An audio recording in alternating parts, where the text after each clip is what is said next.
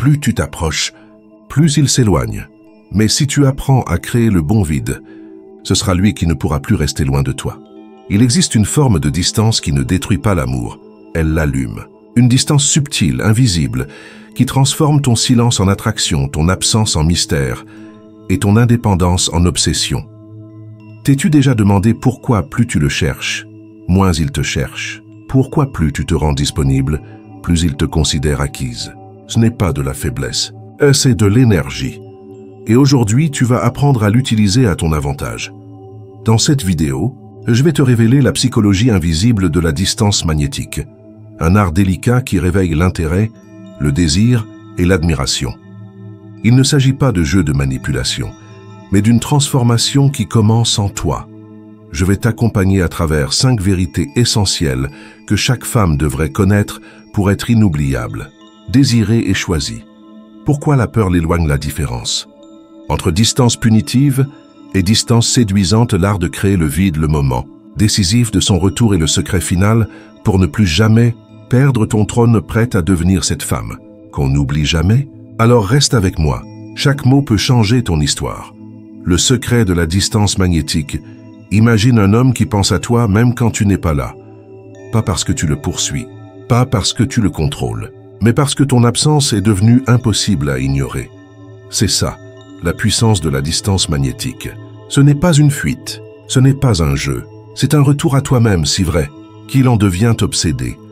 Cette distance n'est pas née de la colère ni de l'orgueil. Elle naît de la plénitude, de cette force silencieuse que tu dégages quand tu ne supplies plus, ne punis plus, ne poursuis plus, mais que tu vis simplement.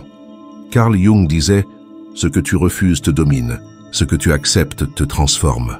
Quand tu cesses de craindre son absence, tu commences à créer ta vraie présence. Et lui, il la ressent. Pas parce que tu la lui imposes, mais parce que ton énergie a changé. Tu n'es plus celle qui cherche des validations. Tu es celle qui se choisit chaque jour. Et cette énergie, on ne peut pas la simuler. On la ressent. Elle se perçoit dans chaque message non envoyé, dans chaque silence assumé, dans chaque geste qui affirme ton autonomie. Catherine était comme ça. Brillante, créative, vivante. Mais quand elle est tombée amoureuse, elle a perdu son centre. Chaque message ignoré devenait une obsession. Chaque silence une attaque. Elle s'est reniée elle-même par peur de le perdre. Et elle l'a perdu. Parce qu'aucun homme ne peut aimer ce qui vibre dans la peur. L'ego masculin sent les chaînes, même quand tu souris. Quand ton énergie dit « j'ai besoin que tu m'aimes pour aller bien », il s'éloigne. Mais quand ton énergie dit « je vais bien même sans toi », son esprit vacille. Son subconscient commence à se demander « pourquoi ne me cherche-t-elle pas? Avec qui est-elle? Pourquoi est-ce que je ressens ce vide ?» Et c'est là que naît l'obsession. Pas de ce que tu donnes, mais de ce que tu retires. Pas de ta présence forcée, mais du mystère de ton absence consciente. Ton énergie doit devenir une énigme. Tu ne cesses pas de l'aimer, mais tu cesses de t'oublier pour lui. Tu n'es plus la femme qui attend un message. Tu es celle qui construit un monde si riche qu'il ne peut s'empêcher de vouloir y entrer. Pourquoi la peur l'éloigne? La peur est invisible, mais elle se ressent. Tu n'as pas besoin de la dire, il suffit de la vivre. Et quand tu la vis, chaque geste, même le plus doux, devient une demande. Une demande qui pèse, qui serre, qui étouffe. As-tu remarqué à quel point la peur de le perdre se glisse dans chacun de tes messages? Quand tu regardes s'il est en ligne, mais qu'il ne t'écrit pas. Quand tu te demandes pourquoi il a lu ton message, mais n'a pas répondu. Quand tu attends, et tu oublies de vivre. Ce n'est pas de la présence, c'est de l'anxiété. Et l'anxiété n'attire pas. Elle repousse. Carl Jung disait « Tout ce que tu ne confrontes pas à l'intérieur de toi se manifeste à l'extérieur comme destin. Si tu ne fais pas face à ta peur de l'abandon, elle dirigera toutes tes actions. Elle deviendra des messages trop fréquents, des gestes trop lourds, des attentions qui disent silencieusement « Rassure-moi ». Et il le sent. Il ne saura pas expliquer pourquoi, mais il le percevra. Ton « bonjour » aura le goût du besoin. Ton « comment vas-tu » portera le poids de la crainte. Et pour l'ego masculin, c'est une pression.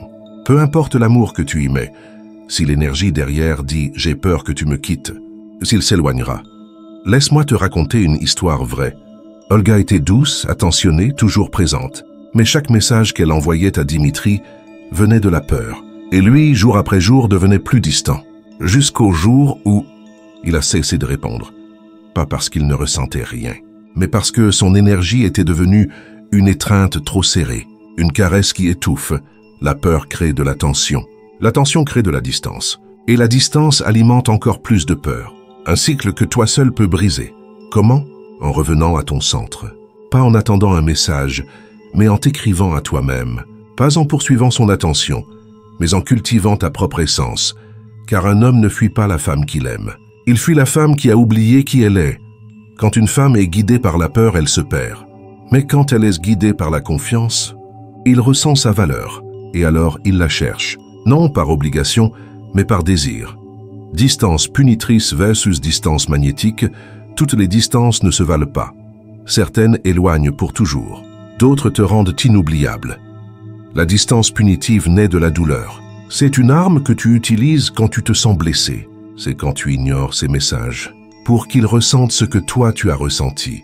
C'est quand tu publies des stories juste pour le blesser. C'est quand tu t'enfermes dans le silence, en espérant qu'il te manque. Mais ce qu'il ressent, c'est uniquement de la rancœur. La distance punitive est une vengeance déguisée en force. Et même s'il ne comprend pas tes émotions, il ressent tout. Son instinct lui dit « Ce n'est pas un mystère, c'est une menace. » Et que fait l'ego masculin quand il se sent en danger? Il se protège, il s'éloigne, il se ferme. C'est ce qui est arrivé à Claire, 31 ans. Elle fréquentait Lucas, un homme brillant et insaisissable. Après un énième silence, elle a choisi la vengeance silencieuse. Elle ne répondait plus, l'ignorait, lançait des pics indirects. Quand Lucas est revenu avec douceur, elle l'a glacé.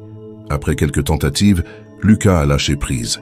Et quand Claire a voulu rattraper les choses, c'était trop tard. Il ne voyait plus une femme à désirer. Il voyait une femme prête à le blesser. Voilà ce que crée la distance punitive. Réaction, fermeture, déconnexion. Mais il existe un autre type de distance. Une distance qui ne naît pas de la blessure, mais de la plénitude. C'est la distance magnétique. Elle ne punit pas. Elle ne manipule pas. Elle ne crie pas « Tu m'as blessé ». Elle murmure « Je me suis choisi ». C'est une distance qui dit « Je ne me venge pas. Je me protège. Je ne t'ignore pas pour te faire souffrir, mais parce que je n'ai plus de temps pour ceux qui ne me choisissent pas clairement. » C'est un espace silencieux, mais lumineux. Il ne crie pas le besoin. Il rayonne la présence et la réaction de l'homme, le vide le déstabilise. Il commence à se demander où tu es, avec qui tu es, dans quel monde tu vis sans lui. Mais attention, cette distance n'est pas une stratégie. Si tu fais semblant, il le sentira. Si tu comptes les minutes en attendant son message, ça ne fonctionnera pas. Cela ne fonctionne que quand c'est réel, quand tu es tellement connecté à toi-même, que son absence n'est pas une punition, mais un espace sacré, parce que la distance punitive l'éloigne. Mais la distance magnétique le force à revenir transformé, avec respect, avec désir, et s'il ne revient pas, peu importe, car tu n'as pas perdu lui, tu t'es retrouvé toi. L'art de créer le vide. Le vide n'est pas le silence, c'est une vibration. C'est un espace sacré, où ton absence devient une présence pure. Un homme ne devient pas obsédé par une femme qui le poursuit. Il devient obsédé par une femme qui crée un vide impossible à ignorer. Créer le vide ne signifie pas disparaître. Ce n'est pas l'ignorer en espérant une réaction. Ce n'est pas une tactique. C'est un retour à toi. C'est ce qu'a fait Élise, 38 ans. Après plusieurs semaines où Marc s'était éloigné, elle a cessé de le chercher. Mais pas avec colère. Avec paix, elle a recommencé à vivre. À écrire sur son blog. À sortir avec ses amis, à retrouver ses rituels. Et dans ce silence, quelque chose s'est passé. Marc a recommencé à lui écrire. D'abord des messages légers. Puis, « Tu me manques ». Ce n'était pas une stratégie, c'était le vide. Un vide rempli d'elle. L'ego masculin a besoin d'espace pour désirer. Quand tu es toujours présente, il n'y a pas de mystère. Mais quand tu t'éloignes avec grâce, son esprit commence à se demander « Où est-elle? Que fait-elle? Pourquoi son absence me pèse autant ?» Le vide active l'imaginaire. L'imaginaire active l'obsession. Mais il y a une règle, ça doit être authentique. Ne crée pas le vide pour obtenir une réaction. Si tu le fais avec anxiété, il le sentira. Le vrai vide naît d'une vie pleine. Quand tu reconnectes avec tes passions, quand ton attention revient à toi, quand tu te poses cette question, qu'est-ce que je peux faire aujourd'hui pour m'aimer encore plus? À cet instant, ton énergie change.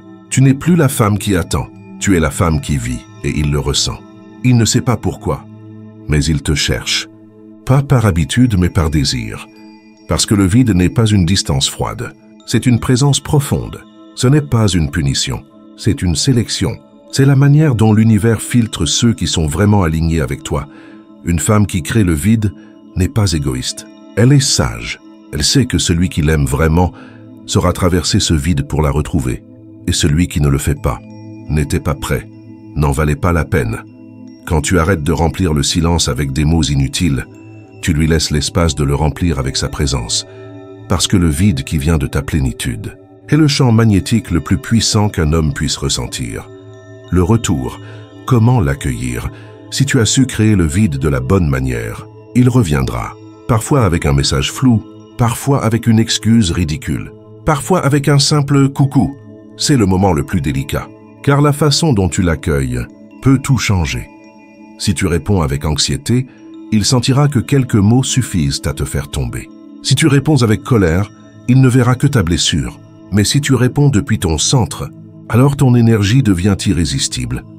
La femme qui accueille sans se rabaisser marque les esprits. La femme qui sourit sans attente séduit profondément.